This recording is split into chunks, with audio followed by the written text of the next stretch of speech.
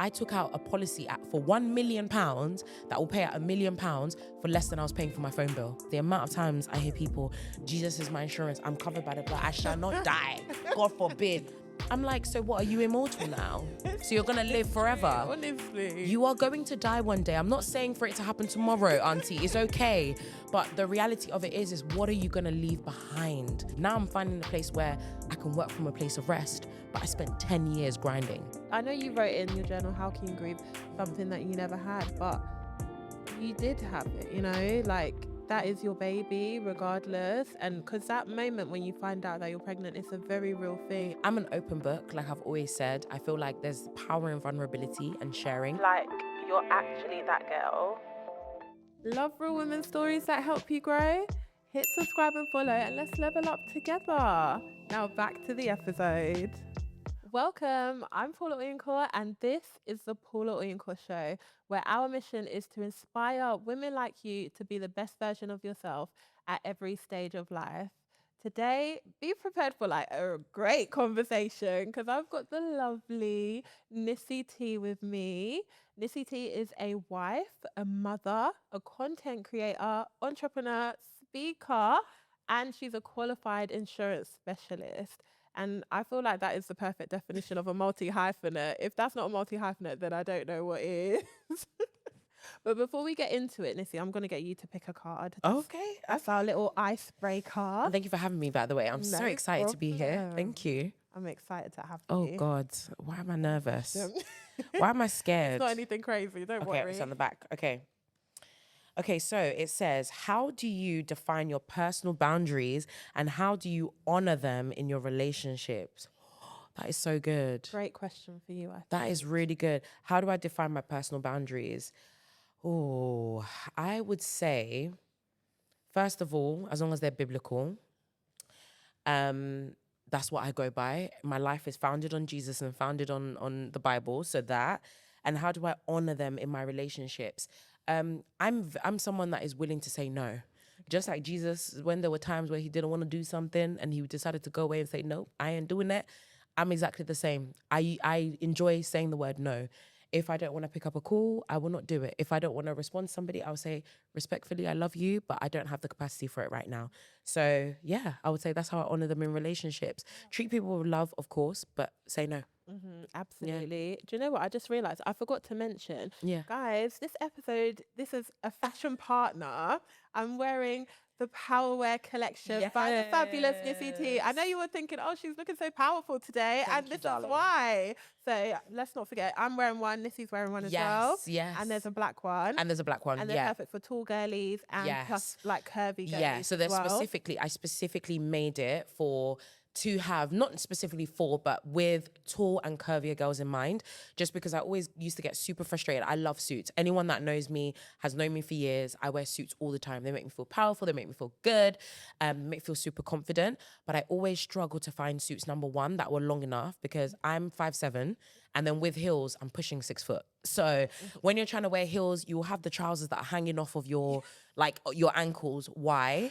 And then when you have blazers, I just felt like on women, they didn't look very flattering. They were either, especially bigger sizes, they were either too boxy, too masculine looking. So I really wanted to create something for the tall and curvy girlies. So yeah, literally got them in different colors, got beige, white, and also the black as well. Hopefully to expand the collection soon, but this is what we've got at the moment. And honestly, I will definitely say, as a tall girlie myself, like there's literally, it's the perfect length. Yeah. Like, you know, I wanted to create, you know, that pointy toe look with the baggy trousers. That's what I wanted. And it really hit the nail on the head because I'm so 5'10" and a half. Yeah. So I feel it. So it works perfectly. But that was the whole point because I just got sick and tired of it, babe. You're going into the shop and you're struggling to find nice trousers that actually fit well, honestly, that are good quality as well, without sacrificing the length. So yeah, I'm really glad, babe. And thank you so much for allowing us to be part of today and show it off. So yeah, people go and grab your stuff. Partner, so. Thank you, babe. I love it. Thank you. But in your own words, who's Nissy Tee? Oh my gosh, I feel like you hit the nail on the head, but Definitely a wife. I'm married to my incredible best friend who I always talk about, Ben. He is the love of my life. I love that man so much. I'm so blessed to be with him and to marry him.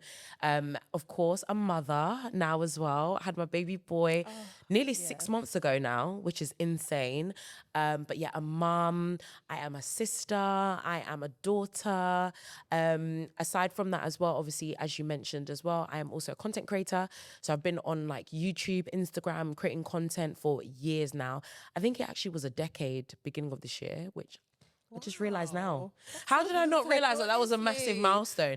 But I just realized now. But yeah, it's been a decade since I've been doing content. That naturally turned into speaking because then I got invited to come speak at events, share my knowledge, share advice, all these kind of things. Aside from that, as one entrepreneur, so have my own women's suit line. I've done other businesses before, but those definitely went down the drain. And it's okay. As an entrepreneur, you learn, you grow, and we were talking about earlier, you pivot. Yep. And then finally, I also pivoted into the financial industry and became an insurance specialist. I trained and qualified last year, I believe, and have been doing it for a while now. But I've been doing it alongside my husband, really and truly. But he was always doing it, and I was always kind of helping him. And then I just decided that when I got pregnant, I was really sick. Okay. So I pivoted into that, and it's been the best decision ever. I love it. Helping families and people get protection, make sure that things like insurance policies are in place. So when you have a family member that passes away, you don't need to be doing GoFundMe. You don't need to be struggling. You don't need to leave your children in a bad position. Actually leaving your families with generational wealth and that inheritance that we all talk about, but usually people don't know, what that looks like for them. So I love doing that as well. Where's the best place to start? Because I think insurance is a big thing, and actually we don't talk about it in the Black community. And I feel like it's partially because it's almost like obviously you're preparing for worst case scenario, but sometimes as Black people, we're like, nah, I reject that. That won't happen. Jesus, I'm covered by the blood. Honestly, and obviously I think it's important, you don't want to speak negativity over yourself, but at the same time, everybody is going to die at some point, not to be morbid, but certain things like life insurance, they're quite important. So if somebody is like, right at the beginning, they don't have any insurance. What kind of insurance should they try and get in place? Yeah, I mean, of course, there's so many different types of insurances out there. There's private medical, there's contents, there's car insurance. We specifically focus on personal protection, which is what I'm qualified on. The company that I work for or work under, so basically I work for a company, they have the FCA number, we can work under them, but we're still independent brokers. But we specifically focus on personal protection. So that's life insurance, critical illness, income protection. If you are starting off on the beginning stages, I 1000% say consider those three. Now, am I saying you have to take out all three? No. Consider them, have a look at them because they kind of protect you 360. To kind of briefly go into it, life insurance pays out when the person passes away. That's the inheritance, that's the generational wealth, that's making sure that your funeral is covered. Did you know that funerals in the UK, the average funeral is between like 18 to 20K? Oh my goodness. I'm not surprised. 18 to 20,000 pounds. It's like a wedding.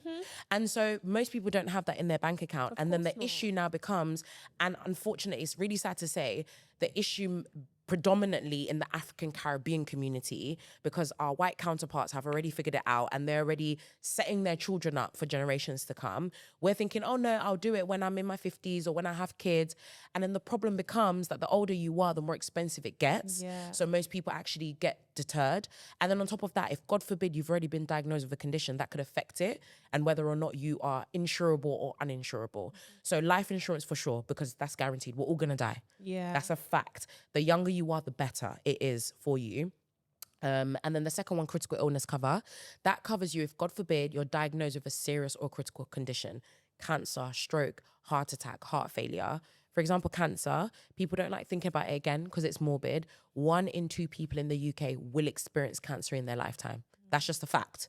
That's not me just saying it because I do this, but that's a fact. 1 in 2 people. So having something like that in place means, for example, with myself, my life insurance, I have a £1 million policy. When I die, I've already made my child a millionaire and my child is he's barely been alive. He's 5 and a bit months old.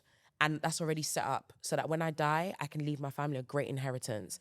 Then on top of that, the critical illness cover, if God forbid I get diagnosed with critical illness, God forbid tomorrow, cancer or a stroke or whatever, £50,000 is what I have. Gets paid into my account. I can get carers. I can go to a private specialist. I don't have to rely on the NHS. God bless the NHS. Not saying anything bad about it, but we know the NHS is struggling.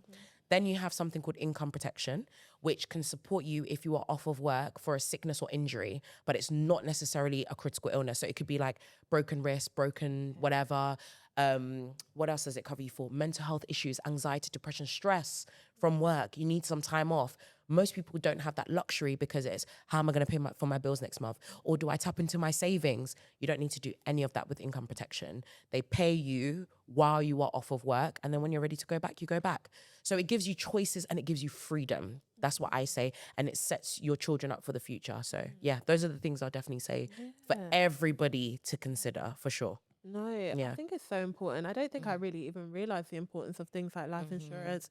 My dad passed, he didn't have life insurance, but well, that was, to be fair, it was in 2018. But still, so we're kind of, we're used to it. I think with grief, it stays the same, but life carries on. Of course, so it's like you kind of just are used to it. It's in a rough. way. Grief is such an interesting thing. Honestly. Literally, you realize when people pass away. Like my best friend passed away at 18.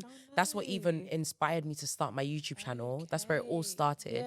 But she passed away, and I really realized, like, a week later, you have to go back to like everyday life. It's crazy. You just carry on. And I do think sometimes when you're close to, like you experience a death of someone close to you, it really opens your eyes to how short life is. Absolutely. And it's like, actually, I need to live the life that I want to live, because you could be gone tomorrow. God forbid. God forbid. This is not the direction I wanted this conversation. I know, it sounds, we started off really heavy and really morbid. I'm sorry, I'm so sorry. But all in all though, insurance doesn't have to be something scary.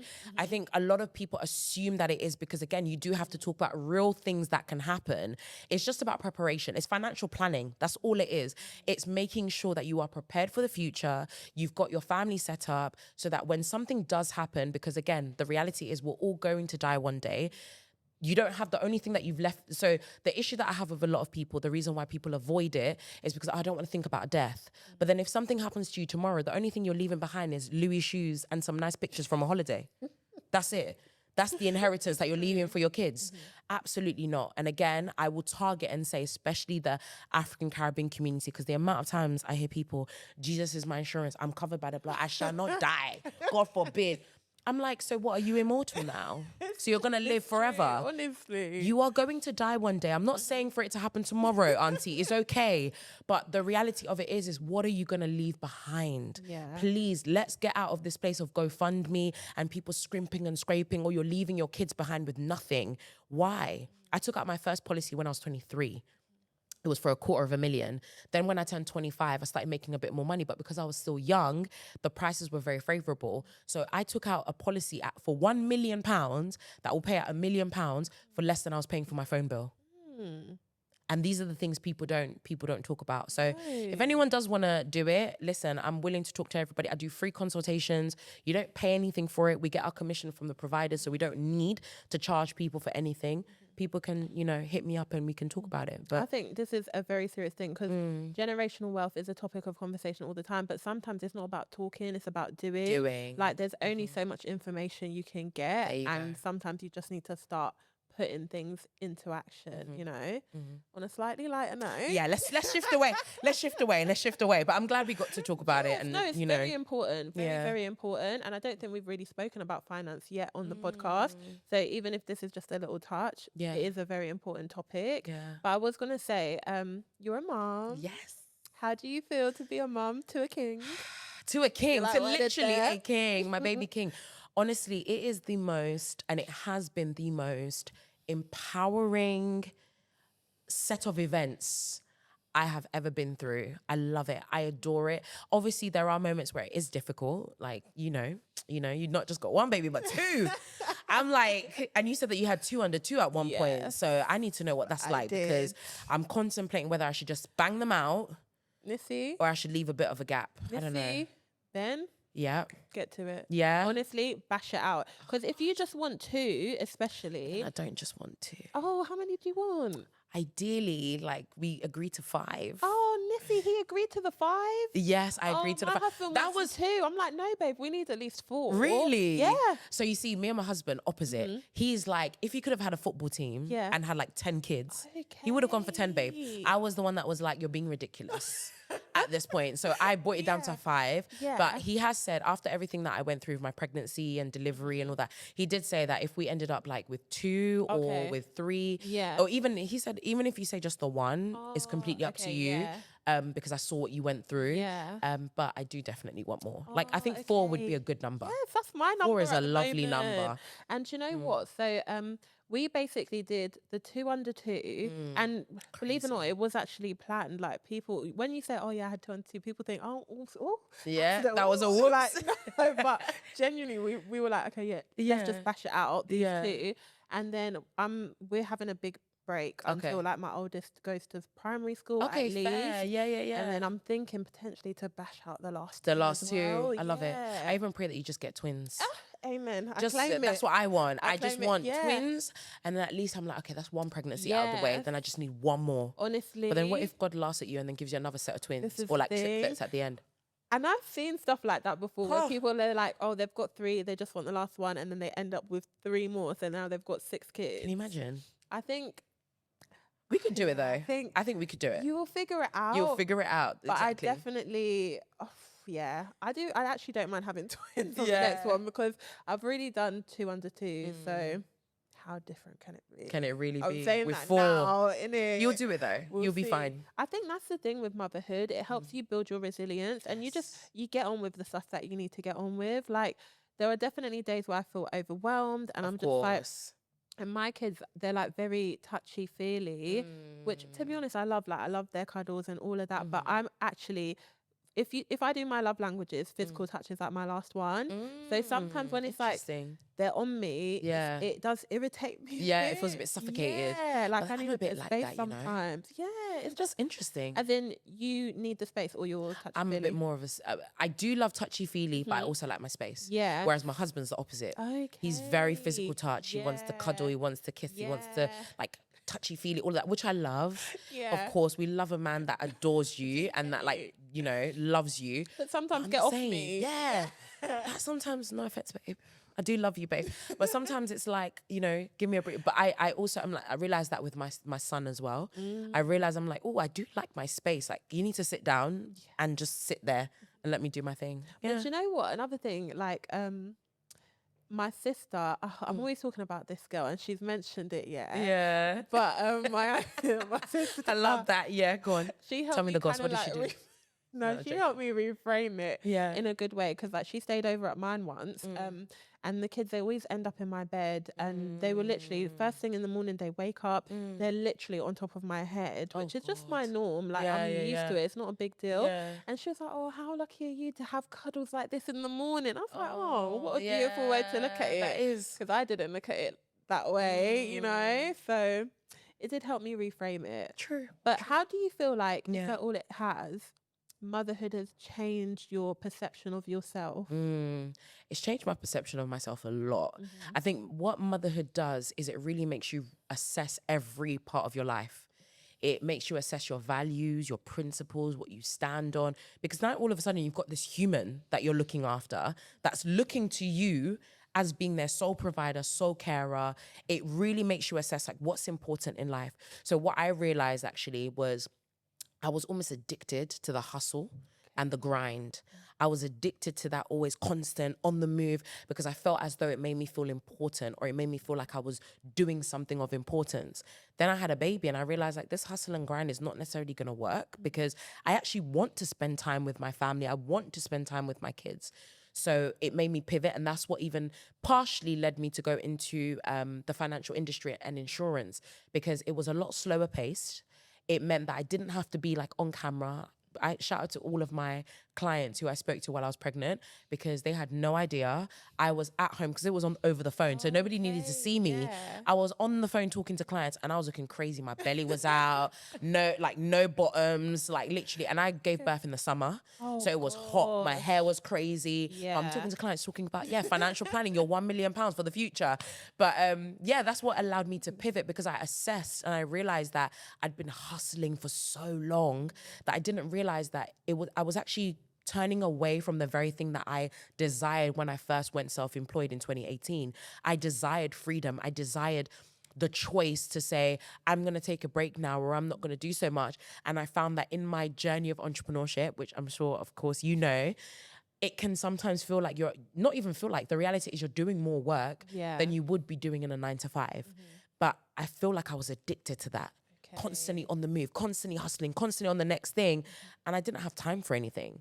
No time for family, no time for friends, always said no to everything, which I know is a season sometimes.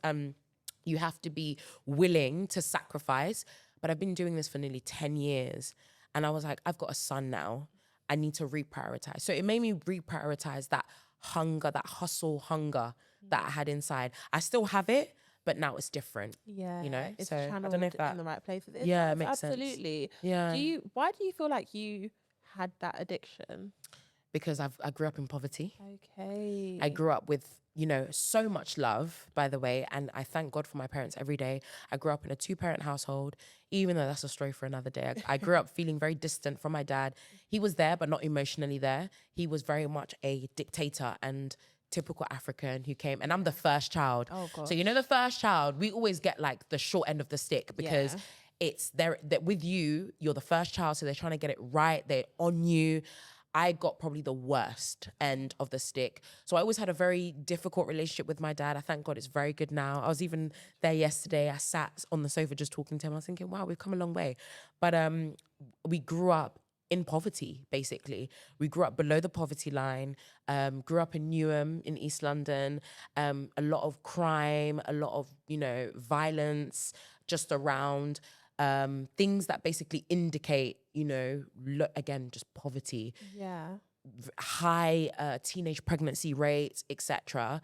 And for me, I'm not gonna lie, I always looked around and I felt like I wanted more. I deserved more.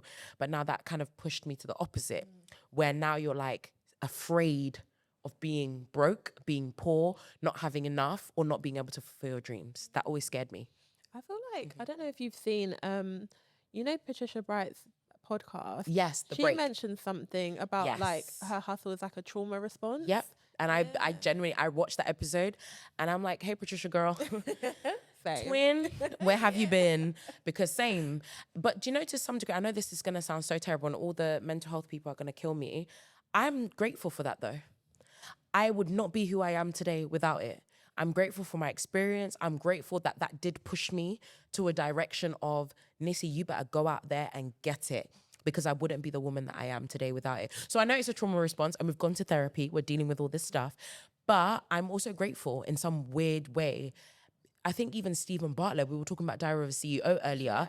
Even with Stephen Bartlett, he spoke about it. He said he grew up not having a lot and that pushed him into a crazy like work ethic. But look at him today. It's so true.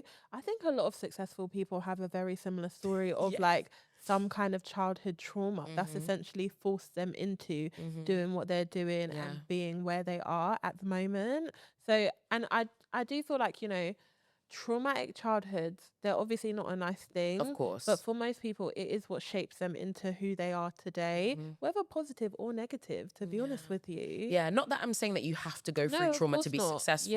But I do think that it plays a big part. Like you hear about some of the top footballers. I was listening to an interview, I think it was even on the Diary of a CEO with Thierry Henry. And he was talking about where he'd come from and I think he said, you know, playing on the streets of France in like the poorest areas. I could be completely wrong. So please, Thierry Henry, feel free to correct me if I'm wrong.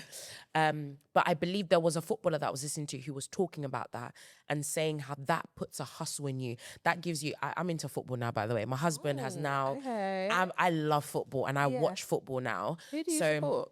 Arsenal, babe. Okay, yeah. Don't say anything. Who do you support? Do you know what, yeah?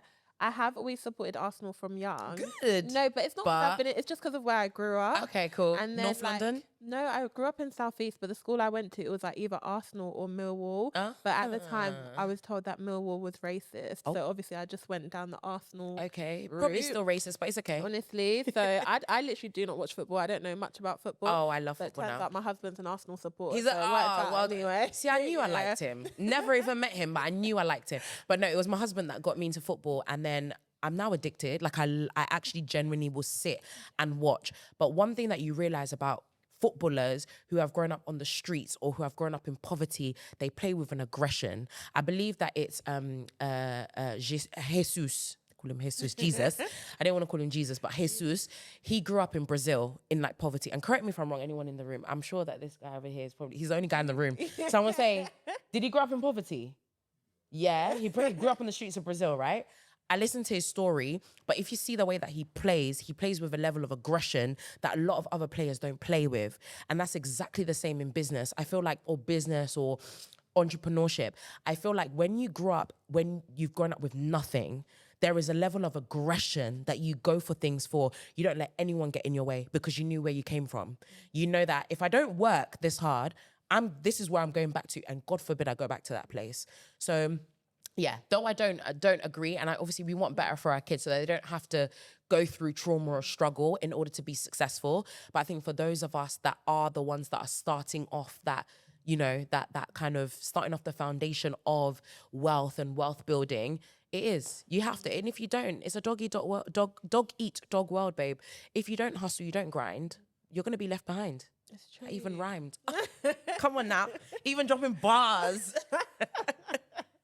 No, but like, how do you balance that now then? Because obviously you noticed that you were addicted to it, and I think hustle culture, it can be very toxic at a certain point. Absolutely. But it's a real balance, because I do think you've got to grind, you've got to work hard, you've got to hustle you're going to need to work hard to get to the places that you want to get to if you want to reach certain levels, but not to the point where it's like, it's toxic. Yeah. Like you're burning out, you're having anxiety, you're having this, you're having that. Yeah. Like, where do you draw the line? How do you balance that? Do you know what? I think you just need to know what season you're in of your life. Because the reality of it is, and people don't often like talking about this, but the reality of it is that there are going to be seasons of your life where you are going to have to work to the point of burnout. And I know it's not the popular opinion, and I know people are going to drag me for it because they're going to be like, why are you encouraging? I'm not encouraging burnout. I'm talking about the realistic, not even I would say, yeah, literally is the reality. The reality of, especially if you want to be an entrepreneur. I'm not talking about necessarily if you want to be a 9-to-5er, you clock in, you clock out, do what you need to do, done.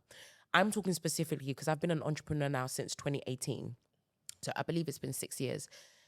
Being an entrepreneur and building something from scratch, not having bank of mummy and daddy to feed into what you're doing, which is not a problem, by the way, because that's what I plan to be for my kids. Yeah, I want them I've got a dream. Okay, I can fund it to a degree, right? But when you're doing it from scratch by yourself, it is very, very delusional to think that you are going to build something of real success without having some degree of burnout, without having some degree of real hustle that pushes you maybe even beyond what you thought was your capacity. That's real, that's reality. And again, because we have moved into a place of, yes, look after your mental health, I absolutely encourage it. You know when you need to take a break, you know when you need to take a step back. And I've done that in my journey on content. I'm happy to do that. But there have been seasons of my life where I've worked like a dog. And I'm not gonna lie, I'm grateful for those moments because it's allowed me to be who I am today, getting paid to speak, being flown out to different parts of the world. That doesn't come just because I did a bit of work and then, it got too difficult. And then I'm just gonna sit back and, no, I can't do this. It doesn't come from that. Most people that are successful, babe, they grind and grind and grind and grind and grind until something happens. Even didn't the other day, again, I know we're mentioning him a lot. Stephen Butler, come onto the show. I don't know if you interview men. You don't interview men, do you? Stephen, invest. Stephen, invest in the show. Stephen, invest in the show, okay? You don't need to come as a guest, but just invest. Or do both, in fact. Do both. But he had an interview, I haven't watched it yet, but with Mr. Beast, who has the #1 YouTube channel in the world. And he was saying, I would be lying if I didn't sacrifice my mental health in order for me to be where I am. Now, this is where, though, you now have to draw the line and you have to know success is fantastic, but it shouldn't completely kill your soul and kill your spirit. But this is where I also believe that it's beautiful, especially when you're a believer, because you also know what it is that God is calling you to for a season and not. And you can draw the line because you know that your spirit is aligned to a greater source that literally it says in scripture, for, my yoke is lighter. He will give us rest. That's his promise to us. So if you know that, yes, there are going to be seasons where you work hard because the Bible also says if a man doesn't work, he shouldn't eat. That's reality. If you don't believe me, go in your Bible and check it. I will try and find the scripture for you and make sure if you guys want to come for me, I can send the scripture. But if you don't work, you shouldn't eat because you're called to work. A hand is supposed to be diligent. So there are going to be times where you're going to be tired. You're going to be waking up, sleeping late, waking up early. There's going to be things that are difficult. And the only reason I'm saying that, Paula, is because I feel like too many of us in today's society run away from the hard things.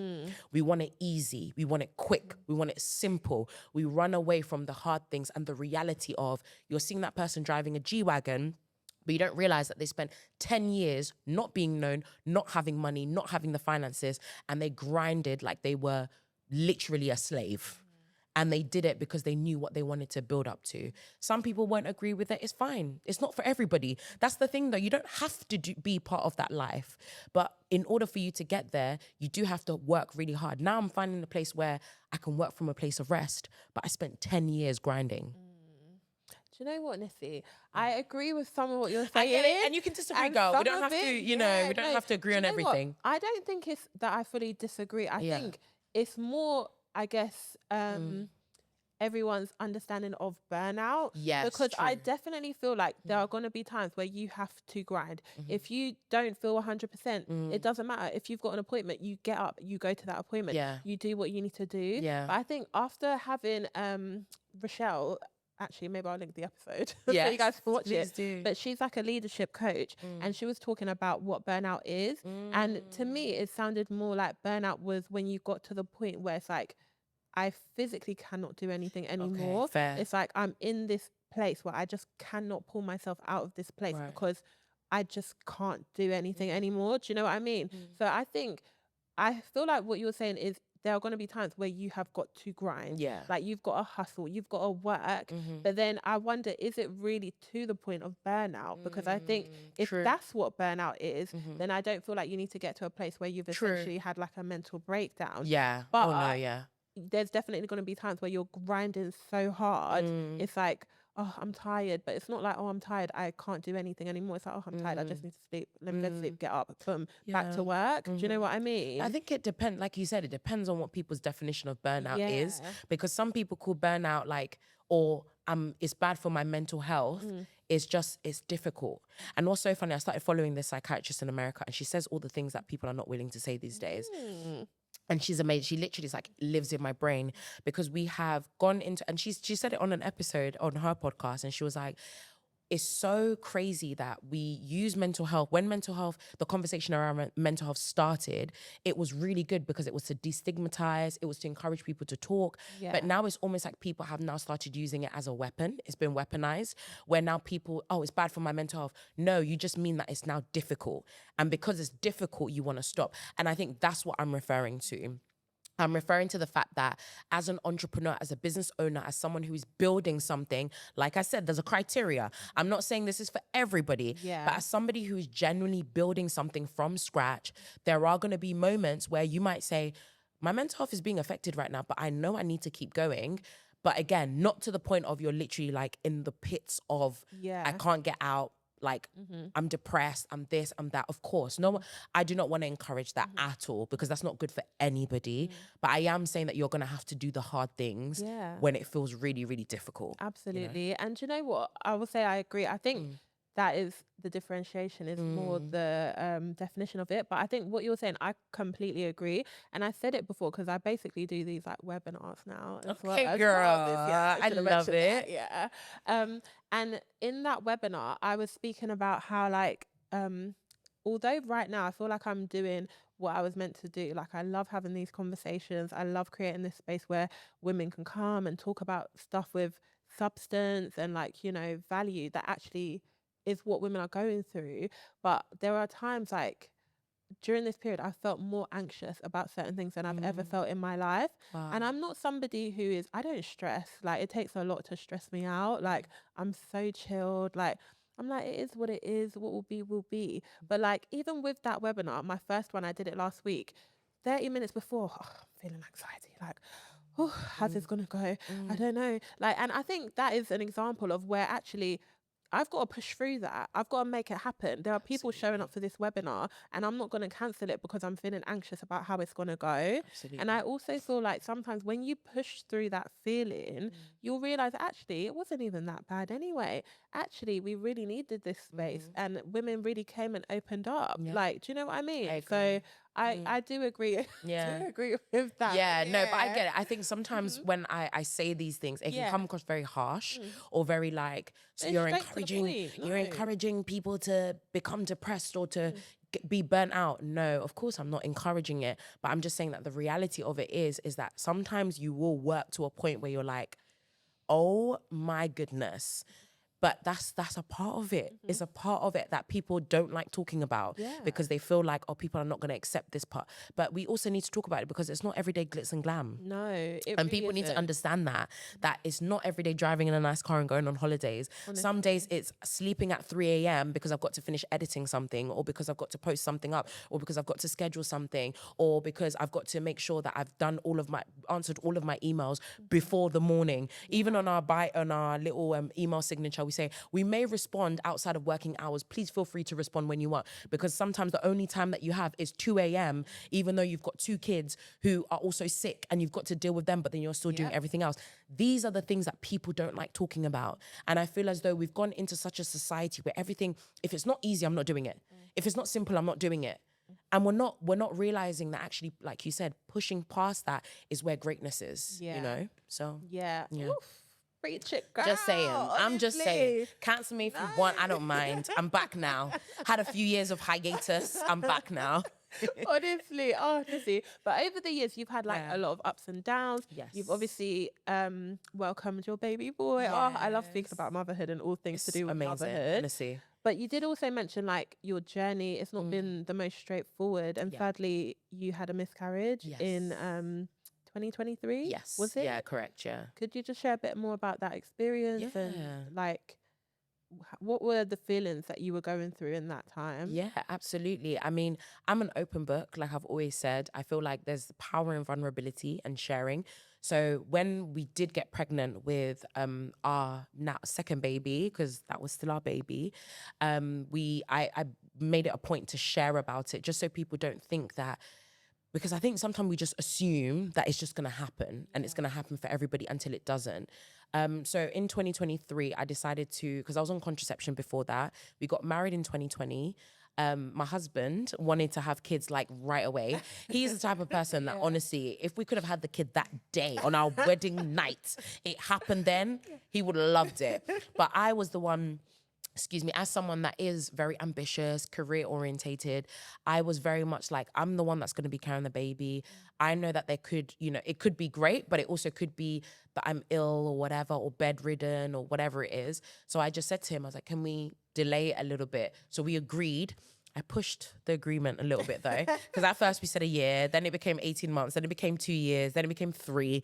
And then eventually I was like, okay, I need to actually, give this man a child because he wants one. And so I decided to take out my contraception. I didn't tell him. I went, got it removed. I used one of my friends, shout out Grace. I used her and I said, oh, babe, do you want to meet up for coffee? Because she lived around the corner to us. Do you want to meet up for coffee? And before going to coffee, I went, got my coil removed, came to the meet up. So I didn't lie to my husband, technically. And then literally within a couple of weeks, I fell pregnant. Oh, wow. When I tell you, we were so excited. Like, it was what everyone had been waiting for. That would have been the first child, first grandchild, first nephew as well. So everyone was excited. We were overly excited. So we literally told our immediate family the next day. We told them the next day, and then my family, because they live a bit further, we told them that weekend. Everything was going fine. And then one day, I started realizing, like, I started getting spotting. And I thought to myself, oh, like, okay. But I didn't think anything of it. I thought, oh, maybe, it's fine or whatever. But it just gradually got worse and worse until I got to the point where I was like, no, now I'm bleeding and it basically feels like a period. Yeah. And so I knew, obviously, we know how miscarriages work, well, for the most part. And I just remember just being like, okay, I need to call my GP or whatever. That was, by the way, just after I just had my first appointment. You know, the first appointment that you got, I don't know if they do it where you live as well, but where they invite you, but you can't go with your partner.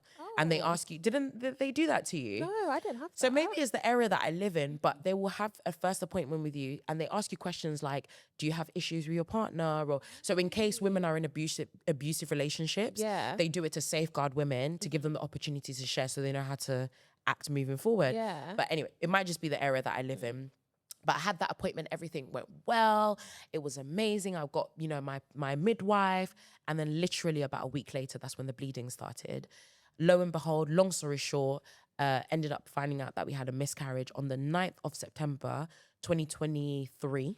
And literally the next day, I remember it why, because the next day I had a webinar. Oh that my next goodness. day.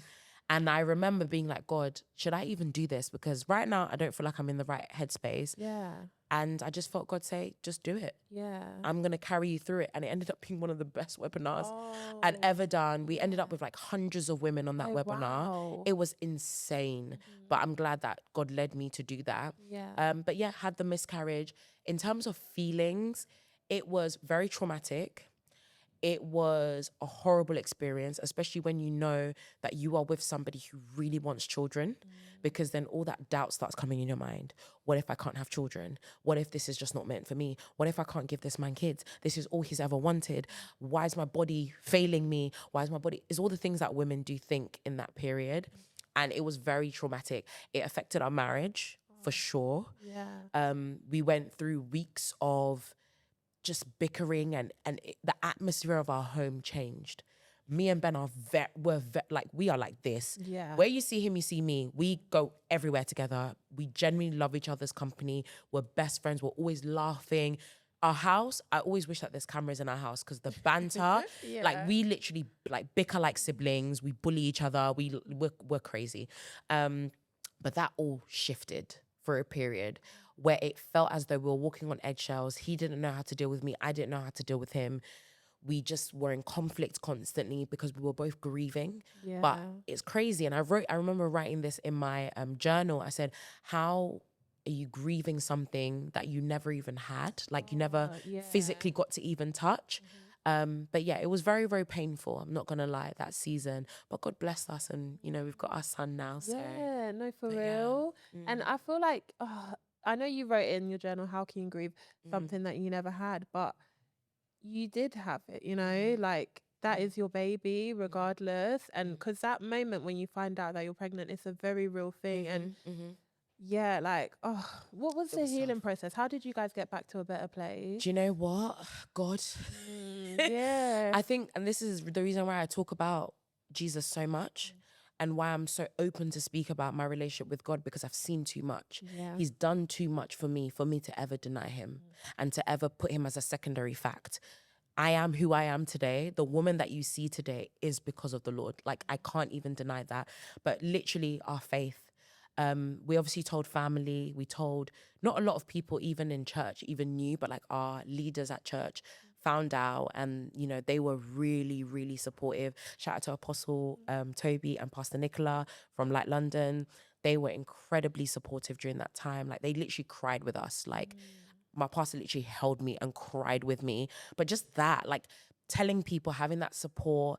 And then also realizing, and it was something my husband said, actually, he is so full of wisdom, but he said to me, he goes, you know, one thing you need to realize is that God doesn't owe us anything.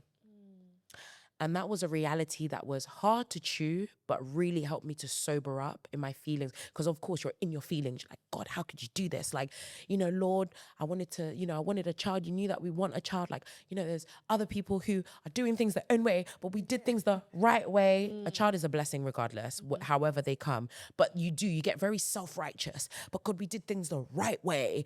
And we got married first and we did this. How can this be happening? And then there's that person over there who doesn't even have a partner, and you start getting angry, you know, and that was just obviously my own hate and anger and whatever coming up on the surface. But I got really angry in that time. But he sat me down and he said, you know, babe, that God doesn't owe us anything. You know, he doesn't owe us a child. He doesn't owe us not one thing. And that put things into perspective. And we got to a place where we sat down and we were like, do you know what? If God does it, God does it. But if he doesn't, we live a very, very blessed life. And do you know what? There are so many children out there who need homes. Like, we started having that conversation already. Yeah. And we were like, we can adopt, we can foster, we can actually support people out there who are looking, like literally just craving a family that would love them, especially Black kids. They need that, you know, that support, etc. And he just said, if it's not that, we'll go and adopt and we'll go and build a family another way. But that put it into perspective, and that really, really helped me, because I was like, it's so true. God has blessed me so much, so incredibly. Who am I to now say, because you didn't give me a child, God, how dare you? Who am I? Just like when Job lost everything in the Bible, he told him, you weren't there when I was creating the stars and the moons in the sky. You weren't there when I was laying the foundations on the earth and the sky in its place. You weren't there. So how dare you question me and what I do? I know what I'm doing. I know why I'm writing the story the way that I'm writing it. And I think once we let go and we finally accepted whatever your will is, God, and sometimes that will is not in reflection of what we want, but it's his will regardless, that's when we could finally start healing. Yeah. Oh gosh, this is why I love the stuff that I do, because they're really important conversations. Absolutely. Because I think that is like 1 in 4 women experience a miscarriage. Yeah. So that means, like, as people, I'm sure we will know somebody close to us that may be going through something similar, and they're just maybe even suffering in silence, because not everybody says, you know. So what advice would you give to somebody who may be going through a miscarriage at the moment? I would say first and foremost, it's so common, which is unfortunate, because no one wants to lose a baby, especially when you really want one. But just know that it's common. It happens. I would also say, speak to somebody.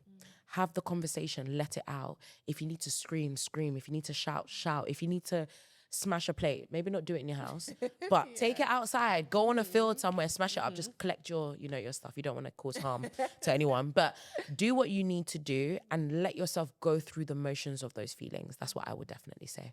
Yeah. Did your miscarriage impact your feelings towards your pregnancy with your current baby? Oh my gosh, did Paula, it? such a good question. It absolutely impacted it. I was scared. And I think the enemy used it as a way, as an entry point to make me fear.